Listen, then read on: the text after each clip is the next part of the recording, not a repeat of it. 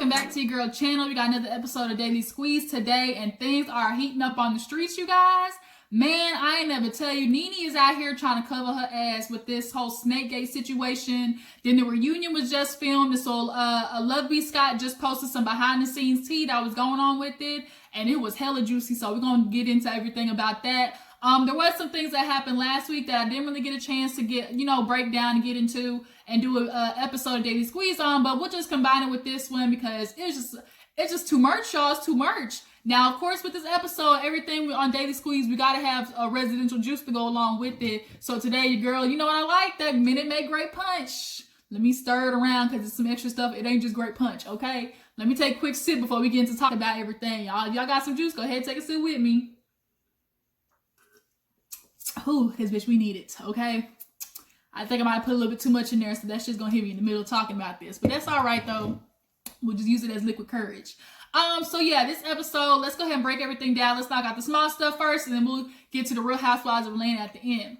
So first, let's get into Miss Jennifer Williams, y'all, basketball wives Jennifer Williams. She recently just revealed her ass got scammed. Them Nigerians, them Africans, if y'all ain't learned y'all lesson, they ain't no good. Yeah, they claim they got the money, but where the money coming from is the question. So recently she posted a Instagram video basically warning women out there, do not trust this man. Do not, like, everything about him is fake, fake, fake. So she was on a interview with Angela Yee for The Breakfast Club, and she basically revealed how she was dating this man. They were together. She recently moved to Atlanta, and she didn't really have friends or nothing like that. But she was getting ready to go out of town or something, and she needed a place to keep her car. So the dude was like, man, I got you. I can hold your car, like, no biggie. Like, you don't have to worry about it. So she was like, yeah, that's cool. I'll leave it here for you. Like, just don't drive it around, nothing like that, Well, she said she left it with him, and that's the last thing she saw.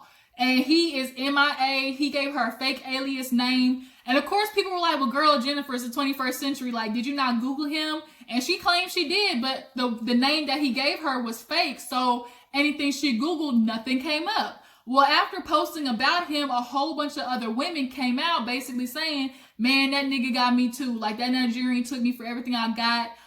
She was, I guess, in an interview with a woman named Ramona who talked about getting in contact with a baby mother of his that basically explained, like, he was using their P.O. box, their address, and he was taking basically luxury cars and, I don't know, selling them to chop shops or, basically reselling them in other places, because Ramona, his ex that Jennifer got in contact with, was saying that he used to actually have her pick up the luxury cars in different states and stuff and drop them off at dealerships. So he had been doing this for at least 10, 15 years. And unfortunately, Jennifer, you got. And that's your problem. You went for him because he was a sexy African with money. That's how all y'all bitches get got, because he looked like he got some money and he African. So of course he got to be a king. And, unfortunately, it got you this time. Jennifer, you got to stop looking for the money and start looking for real love. Like, this is what happens when you start putting all the materialistic things above the real qualities in a man. Now, here you are, girl Jennifer. I'm going to need you to find, like, a matchmaker or something, because obviously your bad average with getting men and a future husband is just not good, honey. So I hope you find your car. She said she sent out a police report and stuff like that. It's been over a month and still nothing. So, bitch, basically you can kiss that Range Rover goodbye. Just like this topic, goodbye, on to the next one. So, I really real quick want to get into Black AF. It's a show on Netflix that is, I guess, executive produced by Kenya Barris. Y'all know he did Mixed-ish, Blackish, Grownish, stuff like that. So, he's been getting a lot of backlash. So, all right, y'all. So, back to Kenya. So, he did the show Black AF, and I saw a lot of it on Twitter. I wasn't really, like, into it because I'm kind of just over seeing the typical, oh, we're black people in the world, and we got to show how we got to deal with being so black in the world, black this, black that. Like, Kenya Barris, I guess, basically made this as a more PG-13 version of Blackish that's on ABC. And from my understanding, Blackish is a story about his life. So Black AF to be basically another series about his life is confusing to a lot of people. If you already have this whole narrative and situation about how you grew up, how it is hard for you navigating being a black man with money and, you know, white America, white corporate America, like that's what Blackish is. But then the other problem also is we can't be talking about Black AF in this world and then got these mixed ass biracial ass kids, like, because they're gonna show up in the world not really black. Yes, they are black, but are they gonna go through the real struggle that real black people, like, I don't want to say real black people, but people who are visually darker to white America obviously are going to go through the world a lot differently as a black person. As a light-skinned black person and a dark-skinned black person, they are going to have totally different Black AF moments in the world. So people are watching him, you know, have these kids, they look biracial, curly hair, like, it's just confusing. And so to me, I only got through one episode. Y'all, I'm not gonna lie, she was boring. I felt like this was it was very much a copy and paste situation of Blackish to Black AF on Netflix. I think this was basically Kenya Barris trying to make some extra money. I feel like when people sometimes have a thing that works for them, they're basically going to ride it till the wheels fall off. He is like, oh, I made Blackish, I made Mixedish, I made Grownish. You know, those are all, you know, on fire right now. Let me hurry up and make another one because I know I can make money that way. And it just basically, it shot you in the ass. Like, it backfired on you because I don't think you really, do you even have black writers on it? Like, it just kept trying to seem like you were forcing this narrative of being black to white people. Like, what about, you know, being black in America and to black people, like how we relate and stuff like that. Honestly, when I think of Black AF, I think of the Bernie Mac show. The Bernie Mac show to me is a perfect example of Bernie. He had money. Like, he didn't have to be dirt poor because, and to white people in America, when they think Black AF, they think gutter of the gutter, they think down low, they think uneducated, single mama, no kids. Like, that's the imagery in white people's heads. And so Bernie Mac, I think, did a perfect way of showing how, no, we're going to raise these kids Black AF and still go and have a lot of privileges in the world because, you know, he was financially able to and he was stable. Bernie Mac, like, we can relate to Bernie Mac. Like, not a lot of people are going to relate to Kenya Barris and that whole Black AF stuff that he did on Netflix. I honestly think it's kind of getting old, it's tired, it's run down. Like, I'm gonna need you to find a different story to portray because you've already done that, been there, done that. So if you've done that with Blackish, why are you trying to copy and paste it and put it on Netflix? And I think it was just a bad idea, just totally bad all the way around. And I am glad, though, it's bringing up this conversation of what Black people in general would like to see as what they can relate to on TV, what they can relate to, you know, in the televised world, how white people view us and how we view each other as Black people. Sometimes as Black people, we are the hardest on each other, as is this situation. You got, Kenya Barris got all of Black America upset because when we don't see ourselves. We don't see like the true Black struggle. You talk about how it is to struggle versus white people. Like, we already know what that is. We already know what it is to have to code switch, to have to, when you're the only Black person in the room, you gotta explain to them what this slang term means. Like, we already have that story out there. You did it with Blackish, so there was no point in trying to repeat it and doing it with Black AF. What part of Black AF was really Black? Like, can we just bring that out there? So hopefully, Kenya Barris, you will leave this at one season and let it be done because it backfired on you and hard, okay? So, what else other stuff happened this last week? Oh, let's talk real quick about Mr. Isaiah Wilson, because that junk was too funny. Now, if y'all know who Isaiah Wilson was, he is a boy that was drafted in the NFL, and he went viral because he had good old Sweet Becky hanging all on his neck during the NFL draft, and Big Mama wasn't having it, okay? When I tell you, she dragged her for the gods off her son. Y'all, take a look at this. So the Titans get themselves a big tackle in Isaiah Wilson from Georgia. came from Brooklyn Poly Prep Country Day. Need a little time to adapt to the heat and conditioning in the South, playing at Georgia, and now he'll be playing for the Tennessee Titans. So as you can see, mama wasn't having it, okay? Now, when I originally saw the first video, I ain't gonna lie, I thought this was like some Blind Side type stuff. Like, oh, it was the black boy with a white adoptive mom. Because the way she was looking, y'all, unfortunately, white people, y'all do not age well. That girl was, what, 18, 19, 20 in college and was looking 40. And she was hanging on that nigga a little bit too long. And mama was like, let my son have his moment, bitch. You ain't all the way solid yet. I'd tell you one thing, she ain't here this week, girl. You that quick, you lost your meal ticket because you was trying to hang on too tight. I bet you he dumped they ain't together now. I guarantee you that. I know that much because mama, the way her hand was shaking though was what got me. Everybody was like, we all want to know, what was mama saying to that white girl when that hand was going? When that hand was going, you know, she been waiting to get into that girl ass all day. She was probably getting on her nerves. And I can only imagine what it was like when he first brought her home.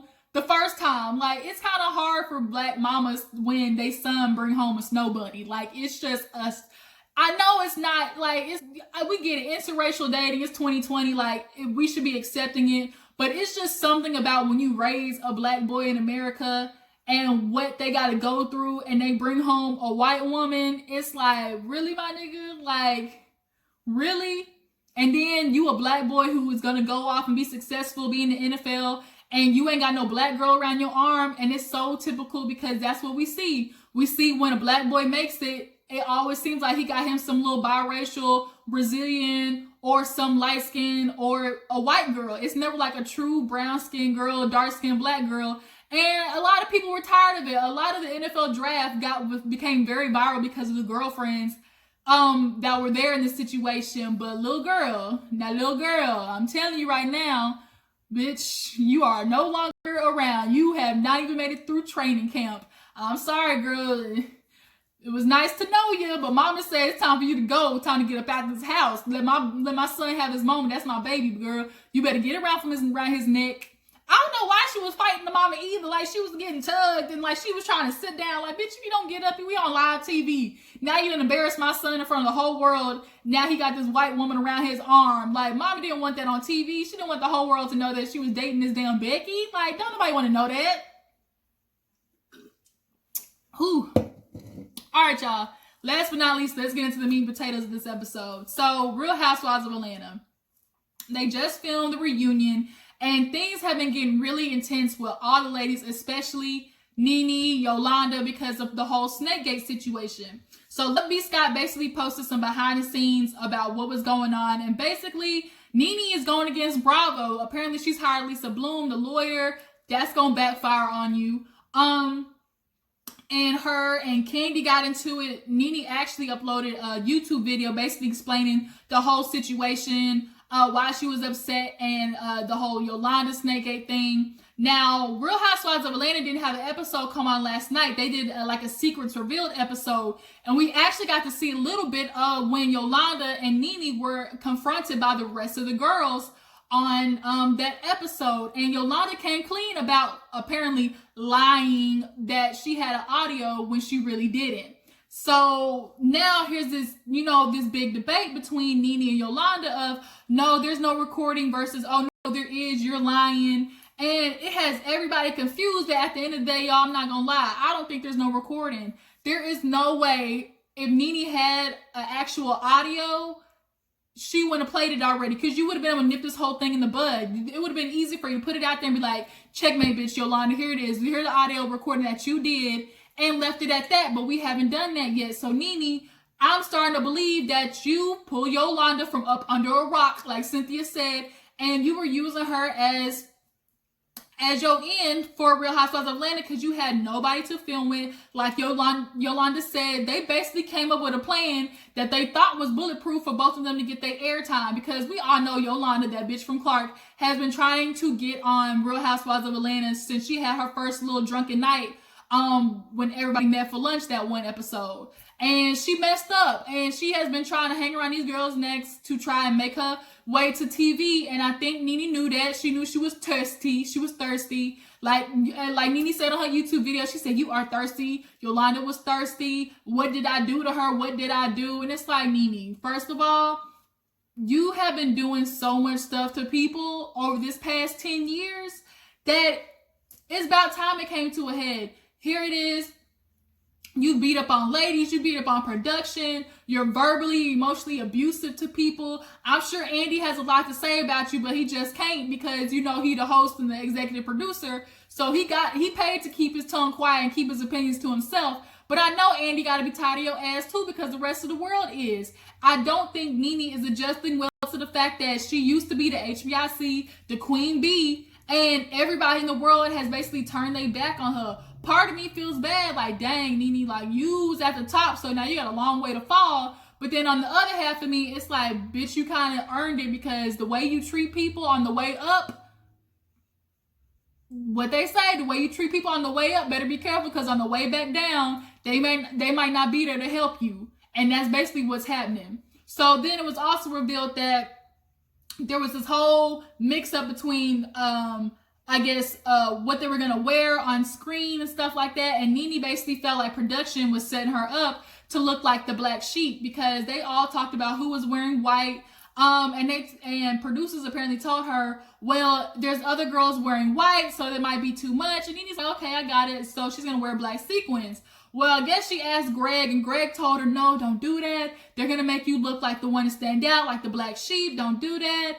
And by the time, you know, she had told Greg or whatever he messaged her to change, they started recording. So she got up and was like trying to hurry up and go into the closet to find something and, you know, to change her outfit on the show. Now, regardless of what she was wearing, Nene, people was going to get in your ass, point blank, period. Because people have been waiting to really get into you about how you've pissed them off, about how you've done them wrong. And whether you were wearing a jumpsuit or a nightgown, bitches, they was gonna get in your ass. Because unfortunately, in the famous words of Jamie Foxx, girl, Nene's looking like you in trouble. Okay? So she felt like for 2 hours, everything was on me, on Nene. Why is it all on Nene for 2 hours? She felt attacked. She felt like people have been, you know, trying to go against her for the longest. She heard about Yolanda being able to get on the reunion, so apparently she sent Miss Yolanda a cease and desist. Now, why are you sending her a cease and desist if what she's saying is false and she ain't got nothing to say? Like, it's very obvious that Yolanda in the beginning was trying hard not to bring Nene into the whole Snakegate situation and reveal how both of them basically came up with a plan. But now everything's up in the air because questions are starting to get asked, and it's a lot of questions but not enough answers at this moment. And now they both are putting out text messages about, oh, you said this, we're going to meet Cynthia here. Then another one was like, Nene posted a text message that Yolanda sent to her, basically saying her husband told her not to do anything. He said, because this could look bad on us, this could look bad on our brands. First of all, what brand does Yolanda have besides what, being there for Fashion Nova on Instagram? Bitch, Yolanda ain't got no brand. But okay, well, I'll let you live. I digress. So she was like, then it could be legal trouble because I recorded illegally. My husband thinks that, you know, Cynthia could come after me and no, neither a lawyer or Bravo could help me. So she's like, we need to come up with something else, but I'm still going to be behind your back 100%. You know, let's come up with another plan. So if that's the case, this mix up between audio and recording doesn't really make me know, never mind, because in order to have an audio, it had to be recorded. So, and then at that, Nene was the one who told Candy verbatim, unfortunately for Cynthia, with her running her mouth, somebody was recording it. Nene, those words came out of your mouth. So it's very obvious that if there is anything, Yolanda recorded it, came back to you, y'all had a conversation about how y'all was going to use it, and it backfired. And then Nene, I guess, claimed that the producers didn't want Yolanda to come on at all. They didn't want her on the show, period. And she said she claimed she got emails about how they all met up at a hotel and discussed what they were going to do with it. Now let's keep it real. If there really was an audio recording, this shit would have came out already because it would have been a part of the show. It would have been the big reveal towards the end, but there wasn't. So I, like the rest of the world, is starting to see, Nene, you were scrounging for straws. You were scraping for dear life, trying to figure out how you was gonna get back with these girls. And you came up with a plan that backfired. And I don't know what to tell you. Like, I'm here for every minute of your downfall, because there's nothing I can't stand more than an egotistical, somebody who's full of pride and is full of just narcissism. Nene, you let your head get too big with this fame and this money, with your Trump checks. And this is what happens. Like, this is, what else we gonna tell you, Nene? And I think this should be your last season. I think Nene should be gone. I think Cynthia should be gone. I wouldn't mind another season of Eva, because I want to see how she is when she ain't pregnant with a freaking basketball team. Eva got some shade, boy. They said Eva read Nene down boots, and I'm ready to see that part right there, because Eva said she was ready. You know who also said they was ready? Nene. She said, I'm coming with the receipts. I'm coming with all the proof. And then you get on there and you walk off every 20 damn minutes. Like, you are so full of talk, Nene. And the thing is, you can't back it up. You're very much a runner when things get too hot. Now, Nene, what's the question is, what you gonna be doing after this? Because you offered Real Housewives of Atlanta. I think if anything, producers have been tired of Nene, the way she talked to them. Rude, we saw a glimpse of that when they was in Greece. I think, you know, low key, a lot of people behind the scenes are trying to figure out a way to make it hard for Nene for her to want to come back. They are slowly but surely easing her out of here. Some of the OGs, as we know, have been kicked off some of the other franchises, you know, Vicky Gunvalson, Tammy. And so y'all OGs, y'all just don't have a shoe in no more. This is like the end of the road. Here we go to the end of the road. Nene can't let go. I don't know what to tell you. That's a little strong. You want to get to the bottom of the juice and get strong. But the reunion is gonna come on next week. I'm excited for every minute of it. You guys, tell me, what do you believe? Do you think Yolanda is telling the truth that Nene came up with Snakegate? Do you think that Nene's telling the truth in the fact that Yolanda actually did record Cynthia? Like, where does the truth lie? It could be somewhere in between, in the middle.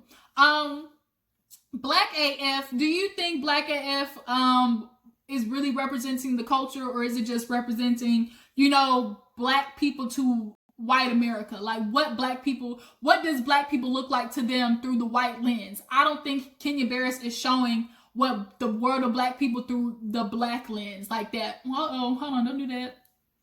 Through the black lens, you know, black people in America. Now, Jennifer, I don't know what to tell you, your car just gone. That shit probably broke up and down into pieces, and he sold that shit for scraps. So you might as well go have to hold yourself out for another Range Rover with another man in Atlanta. Just make sure he ain't African, okay? But yeah, that's today's episode of Daily Squeeze, you guys. I don't think there's too much else. We gotta wait for the reunion to come on and see how things go with Nene and the rest of the Bravo ladies. Candy did do a little interview talking about how her and Nene did get into it.